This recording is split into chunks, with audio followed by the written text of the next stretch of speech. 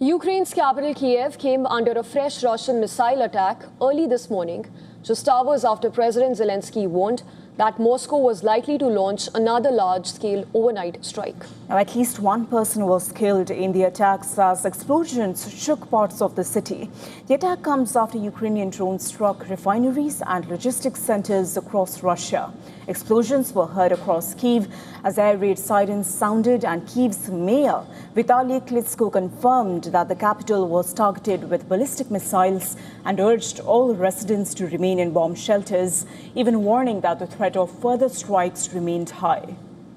President Zelensky took to social media late Wednesday to urge residents across all regions of Ukraine to head to shelters, while noting that the strike had been planned by Moscow days in advance. As air raid sirens echoed across Kyiv, the city's underground metro stations once again became makeshift bomb shelters, with families, children and elderly residents gathered underground as air raid alerts sounded across the capital, reflecting the daily reality for millions of Ukrainians living under the constant threat of Russian missile attacks. I come here every day when they report that there's going to be a heavy bombing, because Russia is a terrorist state and it fires on us every day. We usually head to the underground parking garage near our building, but our anxiety is so overwhelming today that we've decided to go a level lower. Missiles have struck underground parking structures before. We take shelter there nearly every night out of fear of the airstrikes.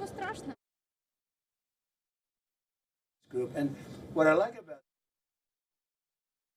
Zelensky once again appealed to Ukraine's allies to provide additional missiles for the country's air defense systems, highlighting a critical shortage of Patriot PAC-3 interceptor missiles to address these security challenges. President Zelensky met with U.S. President Donald Trump at the White House earlier this week to discuss domestic Patriot missile production.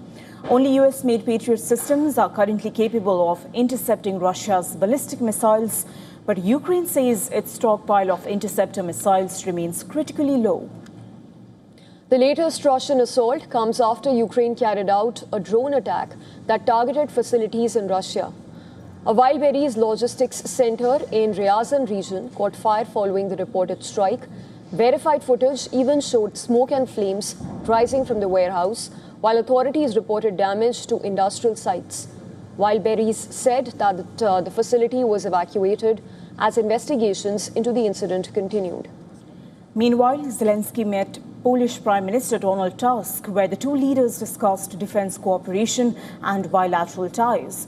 Following the meeting, Zelensky emphasized that the security and protection of Ukraine remained inextricably linked to the security and protection of Poland.